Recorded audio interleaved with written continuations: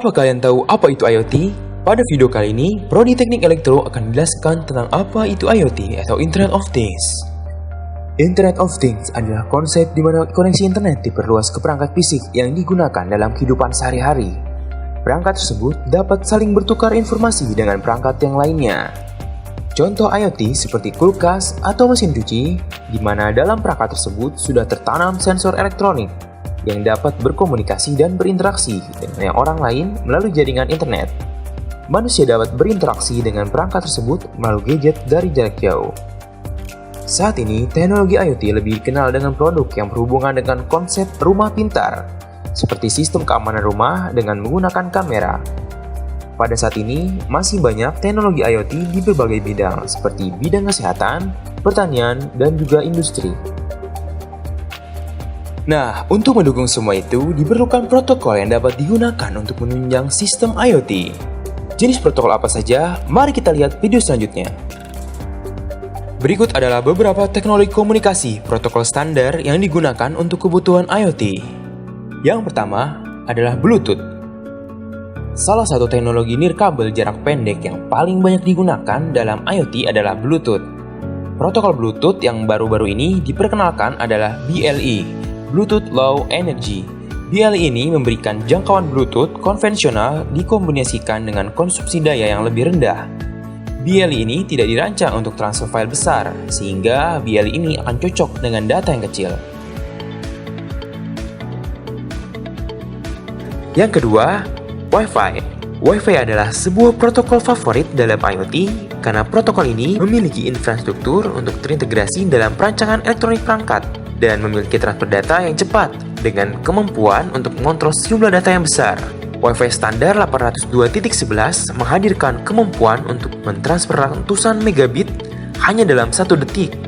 Dan pada protokol Wi-Fi ini akan menghasilkan konsumsi daya yang besar untuk beberapa aplikasi IoT. Yang ketiga adalah Zigbee. Zigbee merupakan sebuah protokol IoT yang dirancang untuk industri. Zigbee beroperasi pada frekuensi 2,4 GHz. Frekuensi ini sangat ideal untuk industri di mana umumnya data yang ditransfer memiliki traffic yang kecil di antara rumah ataupun bangunan. Dan yang keempat adalah NFC atau Near Field Communication, adalah protokol IoT yang memanfaatkan hubungan komunikasi data dua arah yang aman. Protokol komunikasi IoT NFC ini berlaku untuk smartphone. Komunikasi NFC memungkinkan klien untuk terhubung ke perangkat elektronik menggunakan konten digital dan melakukan transaksi pembayaran tanpa kontak. Pekerjaan penting NFC adalah untuk memperluas teknologi kartu tanpa kontak. Teknologi ini bekerja dalam jarak 4 cm antara perangkat dengan mengaktifkan perangkat untuk berbagi informasi. Yang kelima adalah LoRaWAN.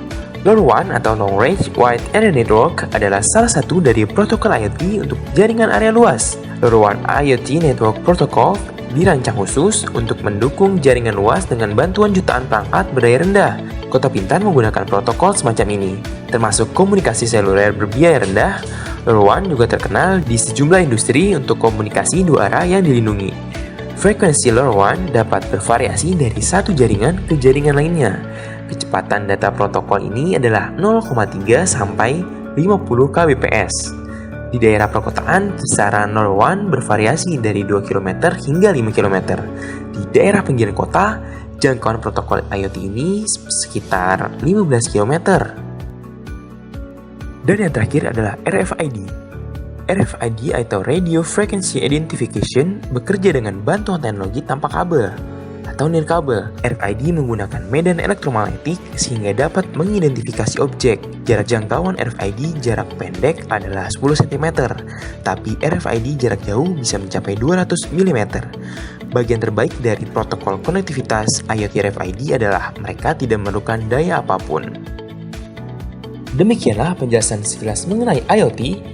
Mudah-mudahan bermanfaat bagi kita semua. Dan sampai jumpa.